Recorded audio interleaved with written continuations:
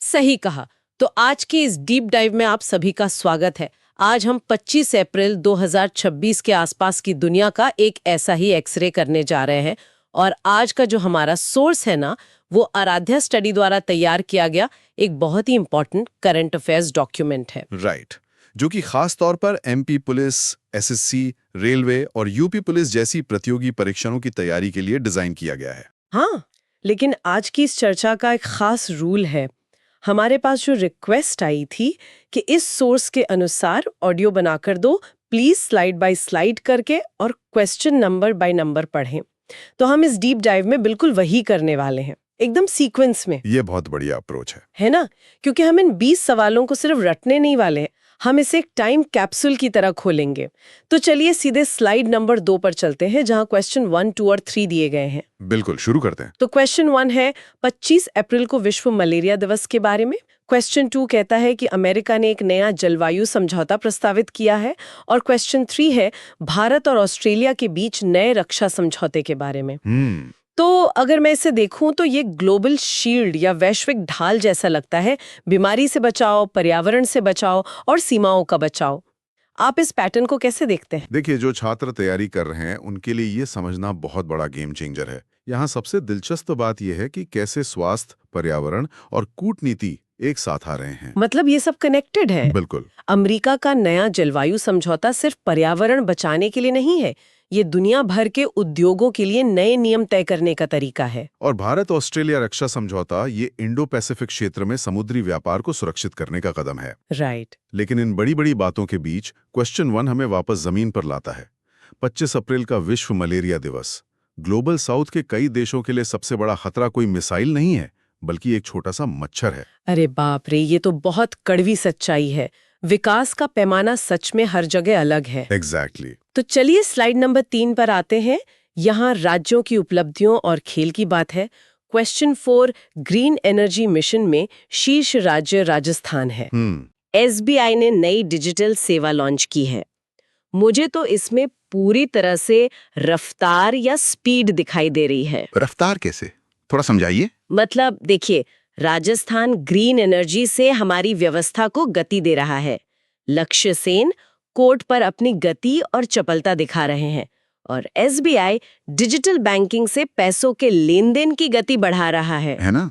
अरे वाह, क्या लॉजिक पकड़ा है आपने। ये तीनों प्रश्न भारत की आंतरिक उपलब्धियों का प्रतिनिधित्व करते हैं।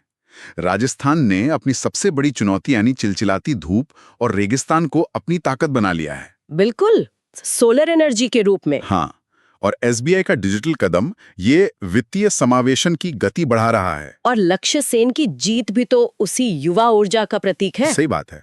भारत अब सिर्फ डिफेंसिव नहीं खेल रहा, हम फ्रंट फुट पर आकर चुनौती दे रहे हैं। ये एटीट्यूड तो सच में बदल रहा है। अच्छा, आप स्लाइड नंबर 4 देखते हैं। ये और भी ज्यादा इंटरेस्टिंग है। इसमें क्वेश्चन 7 है बैंगलोर में आयोजित एआई सम्मेलन। क्वेश्चन 8 है उत्तर प्रदेश की फ्री लैपटॉप योजना। और क्वेश्चन 9 है चीन द्वारा लॉन्च किया गया नया चंद्र मिशन। ये स्लाइड तो तकनीक के 3 अलग-अलग स्तर दिखा रही है। बिल्कुल, यही मैं सोच रही थी। एक तरफ यूपी में बुनियादी डिजिटल पहुंच के लिए लैपटॉप बांटे जा रहे हैं, दूसरी तरफ बैंगलोर में एआई पर हाई लेवल चर्चा हो रही है और चीन तो सीधा चांद पर जा रहा है।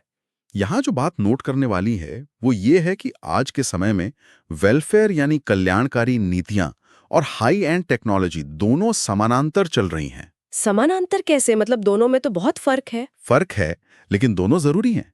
अगर बैंगलोर में एआई की बात हो रही है तो यूपी के किसी छोटे गांव के छात्र को उस चर्चा का हिस्सा बनने के लिए कम से कम एक स्क्रीन और इंटरनेट की जरूरत तो होगी ना। राइट, एकदम सही पॉइंट है। वो फ्री लैपटॉप सिर्फ एक मशीन नहीं है, वो उस छात्र के लिए भविष्य की इकोनॉमी में एंट्री का दरवाजा है। हाँ, ताकि कोई पीछे न छूट जाए।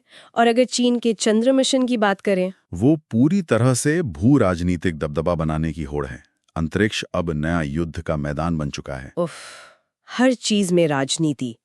चलिए स्लाइड 5 पर बढ़ते हैं, शायद यहाँ कुछ और क्लियर हो।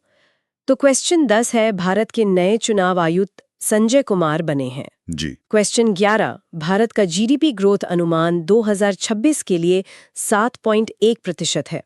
और क्वेश्चन 12, ब्रिक्स में नया देश मिस्र शामिल हुआ है। ये स्लाइड स्थिरता और विस्तार के बारे में है। मैं भी यही पूछने वाली थी।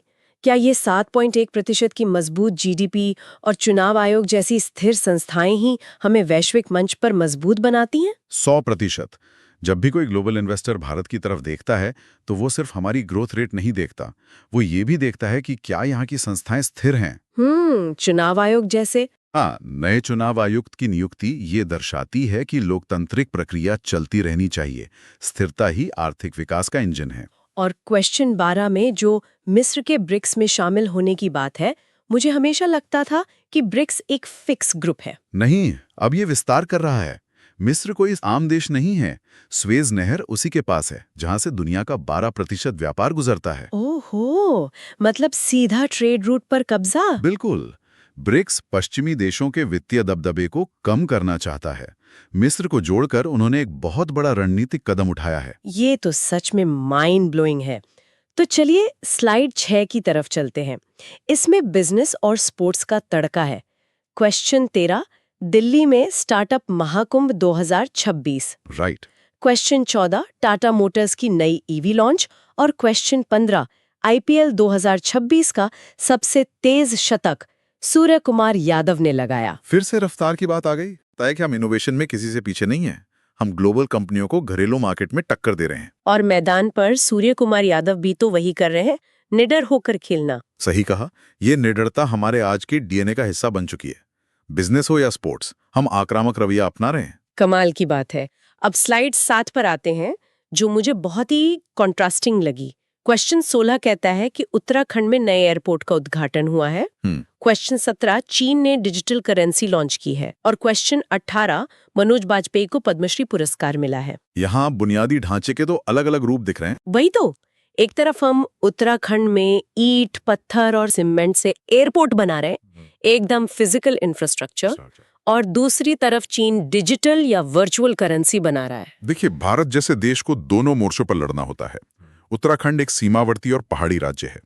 वहाँ एयरपोर्ट सिर्फ पर्यटन के लिए नहीं, सामरिक सुरक्षा के लिए भी जरूरी है। हाँ, कनेक्टिविटी के लिए। लेकिन चीन की जो डिजिटल करेंसी है, जिसे CBDC कहते हैं, वो एक अलग ही गेम है। कैसे? मतलब हम भी तो यूपीआई यूज करते हैं, वो भी तो डिजिटल ही है ना। यूपीआई और CBDC में बहुत फर्क है।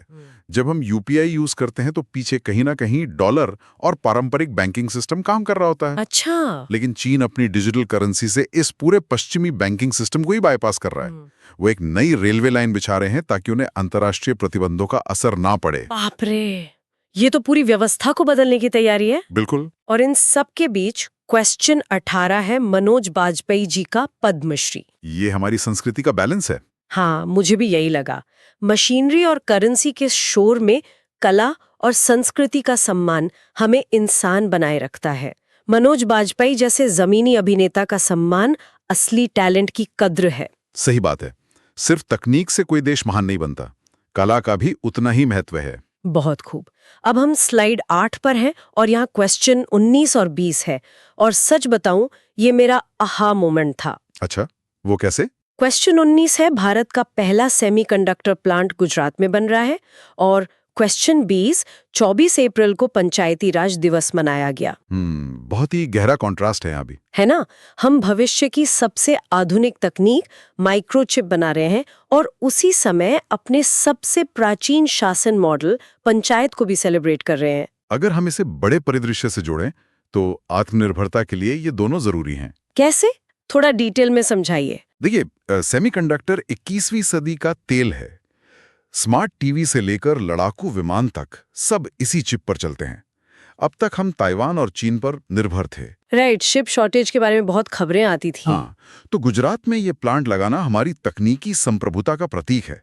लेकिन, और ये बहुत बड़ा लेकिन है जी, ये बड़ी बड़ी नीतियां तब तक सफल नहीं हो सकती जब तक कि जमीनी स्तर पर इनका क्रियान्वयन ना हो, और वो काम ग्राम पंचायतें करती हैं। मतलब टॉप डाउन और बॉटम अप अप्रोच दोनों हो। एग्जैक्टली। विकेंद्रीकरण या डिसेंट्रलाइजेशन के बिना कोई भी देश सही मायने में विकसित नहीं हो सकता। बहुत ही शानदार पॉइंट है ये। तो हमने क्वेश्चन 1 से 20 तक हर एक स्लाइड को डीकोड कर लिया है। अब बचती हैं स्लाइड 9 और 10, जो कि आराध्या स्टडी के इस PDF का ग्रैंड रीकैप है। ये दोनों स्लाइड्स तो स्टूडेंट्स के लिए ब्रह्मास्त्र की तरह हैं। बिल्कुल। स्लाइड 9 में एक भौगोलिक मैप यानी ज्योग्राफिकल मैप दिया है और स्लाइड 10 में त्वरित रिवीजन के लिए विषयवार टेबल है। देखिए, हमारा दिमाग सूचियों को जल्दी भूल जाता है, लेकिन नक्शों और डिब्बों को याद रखता है। हाँ, विजुअल मेमोरी। राइट। जब आप भारत के नक्शे को देखते हैं और मानसिक रूप से राजस्थान को ग्रीन एनर्जी से जोड़ते हैं, गुजरात को सेमीकंडक्टर से, कर्नाटक को एआई से और यूपी को फ्री लैपटॉप से, तो वो छप जाता है दिमाग में। इसे ही तो स्पेशल मेमोरी कहते हैं ना? बिल्कुल। परीक्षा के दबाव में भी ये याददाश्त धोखा नहीं देती। और फिर स्लाइड 10 की टेबल्स, जहां इंटरनेशनल खबरें एक तरफ और बिजनेस टेक की खबरें दूसरी तरफ हैं। मतलब दिमाग में सही फाइल फोल्डर बनाने का तरीका है ये। सही कहा। तो आज के इस डीप डाइव को समेटते हैं। हमने 25 अप्रैल 2026 के इन 20 अलग-अलग सवालों को सिर्फ पढ़ा नहीं, बल्कि उनके पीछे की पूरी मशीनरी को समझा है। बिल्कुल। चाहे वो विश्व मलेरिया दिवस से लेकर चीन की डिजिटल करेंसी का मामला हो, या राजस्थान के ग्रीन एनर्जी मिशन से लेकर सूर्य कुमार यादव के शतक की बात हो, हमने देखा कि भारत एक ही समय में सेमीकंडक्टर भी बना रहा है और फ्री लैपटॉप भी बांट रहा है।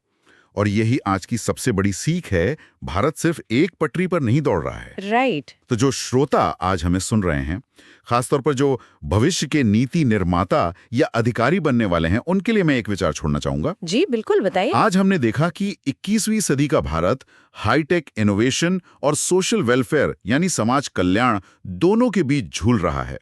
तो सोचने वाले बात यह है कि क्या भविष्य की महाशक्ति बनने का असली रास्ता इन दोनों के बीच एक परफेक्ट बैलेंस खोजने में ही छिपा है?